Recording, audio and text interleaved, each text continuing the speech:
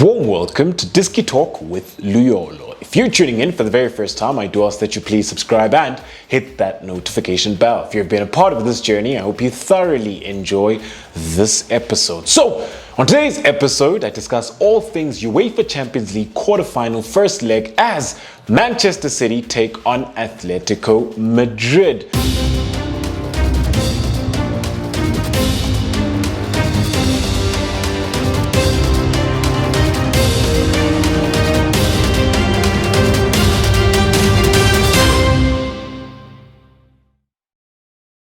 So, coming up into this encounter then, the blue team will represent Manchester City and then the red team will represent Atletico Madrid.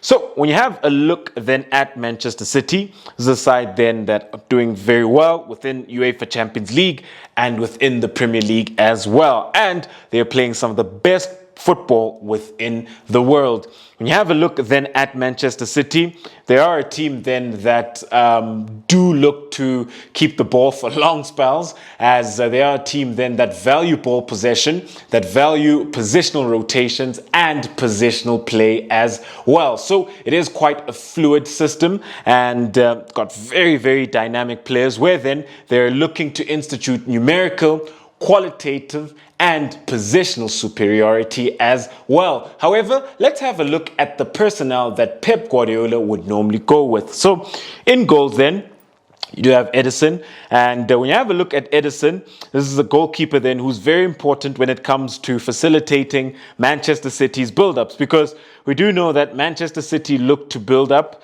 and at times the two centre-backs would come very deep, and because Edison is very, very comfortable on the ball, he does then offer that extra man within build-up for this Manchester City side, and a player then who's also got a great range of passing. So with Edison then, he's well and able then to even hit that very long ball into the opposition half. He can then look to hit the wide channels within those deep pockets of space. So he's a key player then when it comes to how Manchester City look to build up from the back, and a very good shot stopper as well. What becomes key then about Edison is his concentration, especially considering then that Manchester City would keep the ball for long spells, and because they keep the ball for long spells, you do see a period of 10 to at least 15 minutes where Edison isn't involved in the game. So whenever then Manchester City do have a defensive transition where then the opposition is hitting them on the counter attack,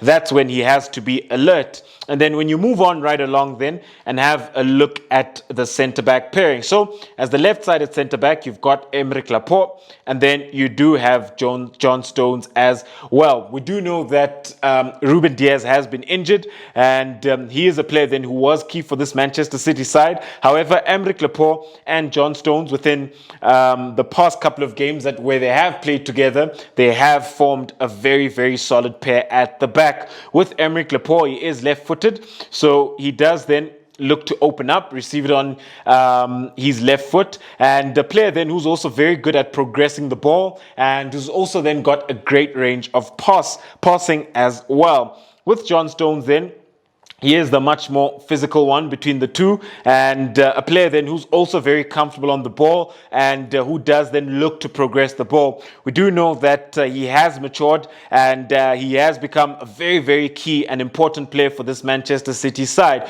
because we did know that in recent years he did fall out of favour, but he worked very hard last season to get himself back into the Manchester City side, and this season as well.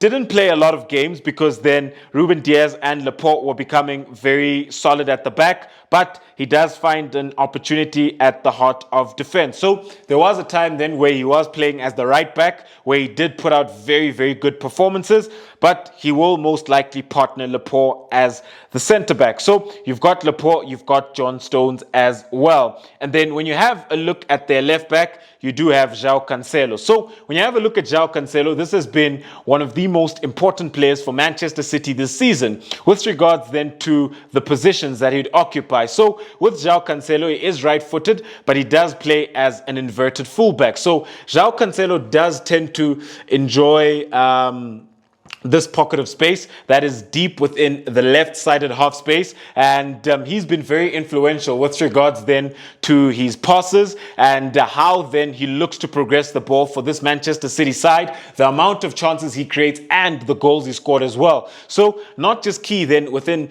the half space, at times he does look then to give them the width within the deep wide channel on the left-hand side. However, a lot of the times he does look to drift in, and he can also then break into the final third. Whenever then he does find himself by the bar line, he's able then to put in a quality ball into the box. At times you will see him then drifting infield, where you do find him then occupying much more central pockets of space, and a player then who's been very, very key for this Manchester City side. And then when you do have a look at their right back, at right back you will have Kyle Walker. So with Kyle Walker then, as opposed to João Cancelo, he's a lot more reserved. So Kyle Walker then does at times, he does look to tuck in and become the third centre back for this Manchester City side. So Manchester City do enjoy a lot of time within opposition half whenever then they do come up, especially then when they do come up against opposition of Atletico Madrid's quality. So with Kyle Walker, as opposed to him being the one then who's looking then to venture forward, looking then to take up those pockets of space that João Cancelo would, what Kyle Walker does then is that he does invert and he does tend to become the third centre back. So when you have a look at it then, you would have Kyle Walker there, you would have Kyle Walker there, you'd have John Stones there, and then you would have let's just put them in opposition half, because they do enjoy a very high position within the opposition half. Then you would have Laporte there as well. So they would then sort of form sort of a back three in a sense. You'd have Kyle Walker there, you'd have Laporte, and then you'd have Laporte there, and then you'd have John Stones there as well. And then when you have a look then at the midfield then, you've got Rodri. Rodri would play as the defensive midfielder. So with Rodri then, he's been very important for this Manchester City side, especially when it comes then to breaking down play and when it comes to those defensive transitions. Because Manchester City do keep the ball for long spells.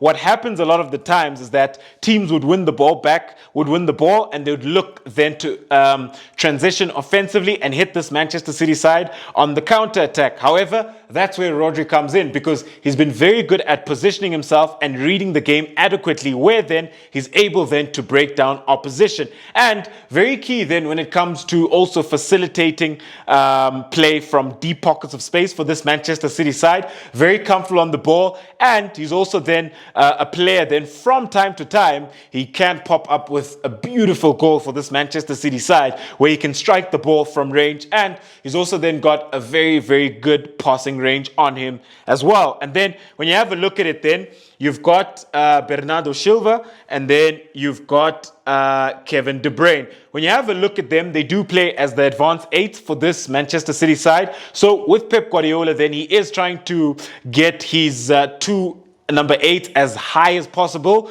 within the two half spaces. So with Bernardo Silva in the left-sided half space, and then with Kevin De Bruyne within the right-sided half space. However, I did mention that this Manchester City side do then enjoy positional play and positional rotations as well. So you would see them drifting into different pockets of space in relation to where their teammate and the ball would be as well. So we do know then that with Kevin De Bruyne, he is their talisman, he is their key player, as this is then a playmaker who can score goals, assist goals, and very key then when it comes to how Manchester City look to dominate proceedings. And he does also look to press from the front, and he is a player then with a phenomenal technical skill set. And with Bernardo Silva then, this is a player then who is all over the pitch for this Manchester City side, as he is a player then who is very dynamic. And at times, what you will see is without the ball, Manchester City do go to a 4-4-2. So that's when you have Bernardo Silva dropping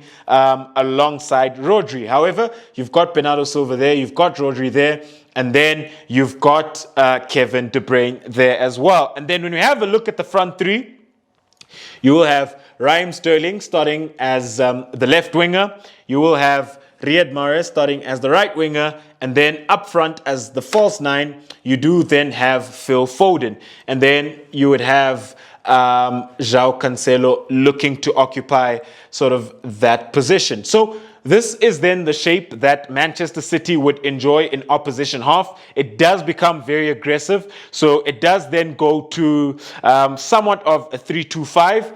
At times, it can sort of go to a 2-3-5. So it does become very, very, very aggressive within the opposition half. This is their offensive scheme and their offensive shape that they do look to take up most of the time. So when you have then a look at Raheem Sterling, he becomes key then with regards to ensuring that he does pin the opposition back line back and the fullback as well. But in this case, because Atletico Madrid do play a 3-5-2 system, it would then be the wing back. So he'd be key then in ensuring that the wing back is pinned back. And then when you also have a look at Raheem Sterling with regards to then what he offers, he's a very quick player and a player then who's also well adept at drifting in, scoring those goals for Manchester City, and from time to time winning a penalty. So he's developed quite a knack then for winning those penalties for this Manchester City side. A player then who's very quick, who will be important then in maintaining the width on the left-hand side. And then on the right-hand side, you do have Riyad Mahrez, who does then occupy the right wide channel, which is vertical zone 5. So the key thing then about Pep Guardiola's wingers is that they do look to stay as high and as wide as possible all the time. And they're also inverted wingers as well. And with Riyad Mahrez then, when you have a look at him, this is a player then who is left-footed. So he's also always looking then to come onto his left foot. So he will keep the width on the right-hand side, but whenever he gets it, he does look then to take his man one-on-one, and he's very, very good in 1v1 situations. So what Manchester City will do a lot of the times, they'll look to overload, to isolate. So if they overload the left-hand side, they're looking to isolate Riyad Mahrez one-on-one then with his fullback or wing-back, where then that then does create qualitative superiority, because from a qualitative perspective, Riyad Mahrez is one of the best wingers in 1v1 situations. And here's a player then who's also got an eye for goal as well. So he does score a lot of goals for this Manchester City side, and he does get a lot of assists as well. And then you've got Phil Foden. So when you have a look at Phil Foden, this is a very exciting player, very skillful, and a player then who's also got an eye for goal. So he does then occupy that false nine role for this Manchester City side. A lot of the times you will see him drop deep, and whenever he does drop deep, then you would see then Manchester City being able to institute this numerical superiority then within the heart of midfield. With Phil Foden then, he does also offer you that positional superiority whenever then he does drift in between the lines from a lateral perspective, and he's looking then to receive that ball in between the lines. However, what's key to note then with Atletico Madrid, because then they do play a 3-5-2 system, what's going to happen throughout the game, what you're going to see is you're going to see Atletico Madrid going to a back five, because they'll be trying then to nullify Manchester City's aggressive offensive scheme, because Manchester City in the opposition half, they do have a front line of 5 players. So that would be Raheem Sterling, it would be Bernardo Silva, it would then be Phil Foden, it would be De Bruyne, and then it would be Riyad Mahrez as well. From time to time, you would see then João Cancelo also looking to overload, looking then to make it sort of a 6 versus 5. But what you will see for long periods of the game is Manchester City with their front 5 against Atletico Madrid's defensive 5. And from this perspective, this is how Atletico Madrid will be looking to stop them. So when you have Manchester City within this situation, what we will see is you will then see João Cancelo looking to occupy a wider pocket of space, as opposed to him always looking to drift in, because that's where the space would be. And a lot of the times then they will have the numerical superiority and the wide overloads, because then with Atletico Madrid, the 3 in midfield, they'll be looking to stay as narrow and compact as possible. So the space then will be within those sort of deep wide channels. When you have a look at vertical zone 5, which is the right wide channel, vertical zone 1, which is the left wide channel, and from time to time, just there within that pocket of space, sort of just before the half space. So that's where you'll see the space. That's where then you'll see João Cancelo and Raheem Sterling looking then to institute an overload. At times, you'll have Bernardo Silva looking to join. And then you could have Phil Foden come across. There they have the overload and the numerical superiority. That becomes a 4 versus 3. If for example, if Phil Foden decides to stay, at times you're looking at a 3 versus 2. On the right-hand side, you could see the very same thing, where then you've got Kyle Walker, who could look to push up a bit to support Riyad Mahrez, and then you'd have De Bruyne coming across, and then you're looking at a 3 versus 2. So Manchester City will enjoy quite a lot of wide overloads, and they'll be looking then to penetrate from the wide channels, especially considering then that Atletico Madrid will look then to ensure that they protect the 3 zones, being vertical zone vertical zone 2, vertical zone 3, vertical zone 4. So these are the 3 central channels which are very important then, where they'll be looking to block those passing channels. So because then the game will be played out like this for large parts, I'm not going to move Manchester City back to their own half. However, let's go into Atletico Madrid. So with Atletico Madrid and Diego Simeone, what's very interesting about this game is the relationship then between the 2 coaches with regards to how they look to impose themselves. So Manchester City, we do know that they are ball-orientated side. However, with Atletico Madrid, they have become well adept with playing without the ball. So you then looking at a team then that is well adept in possession versus a team then that is well adept out of position, which then makes it very interesting. It becomes then a clash of game models. So when you have a look at Diego Simeone then, and how they'll be looking to set up. So they'll be looking to sit deep, they'll be looking to sit compact, and they'll then be looking then to transition offensively and then hit this Manchester City side on the counter attack. And they'll also then look upon those set pieces as well. However, let's have a look at the personnel. So in goals, you've got Jan Oblak. This is a keeper then who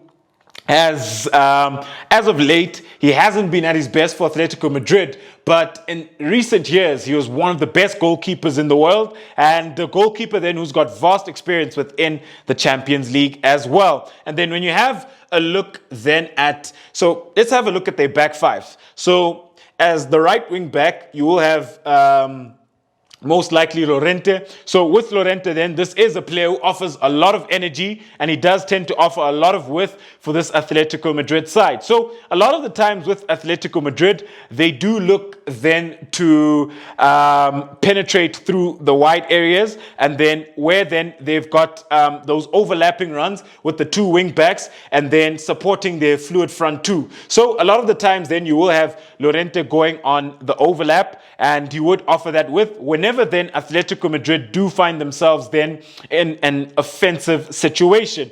But for large parts of the game, he will have to sit deep within that right back position where he's tucked in, and he's looking then to keep the shape for this Atletico Madrid side. And then as the right-sided centre-back, you will have Savage, you have Jimenez, and then you have Reinaldo. And then as the left wing back, you will then have Renan Lodi. So when you have a look at it then, from time to time, whenever Atletico Madrid do find themselves further up the pitch, at times, whenever they're looking then to build up play and progress the ball, Reinaldo does sort of come to that left back position, and then Lodi can push up. So sometimes then it does end up looking somewhat of a 4-4-2, but because they're coming up against Manchester City, for large parts of the game, they will be sitting very deep in their own half, looking then to combat this Manchester City side. And then when you have a look at the midfield, you've got a midfield 3 then of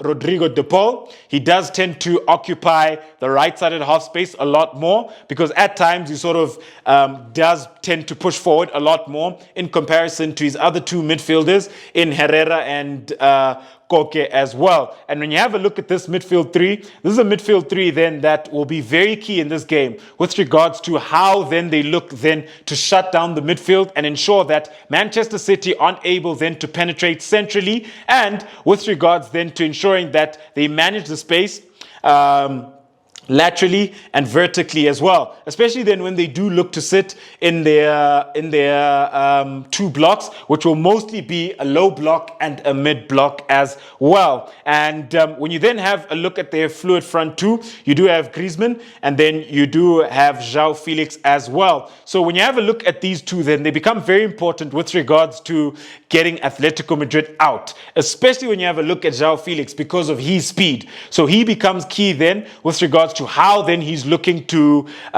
get this Atletico Madrid side to transition further up the pitch. And then when you have a look at Griezmann, this is a player then who's very comfortable on the ball, very creative. He does tend to drop deep. So at times, whenever then Manchester City do look to enjoy those overloads in wide areas, so you could also see Griezmann having to drop really deep to help out, then it sort of becomes a 5-4-1 in a sense. So the work that Griezmann has to put in this game will be a lot, not just then from an offensive perspective, because offensively he's one of their best players, but from a defensive perspective as well. So for large parts of the game, this is what you're going to see. And sometimes then you will see that. And their outlet then will be João Felix. What's key for Atletico Madrid then is managing the space laterally and vertically in between the lines, ensuring then that Manchester City aren't able to penetrate centrally. And whenever Manchester City do enjoy those wide overloads, it becomes important that they deny them then that space to penetrate, where then they can't then play those cutbacks back into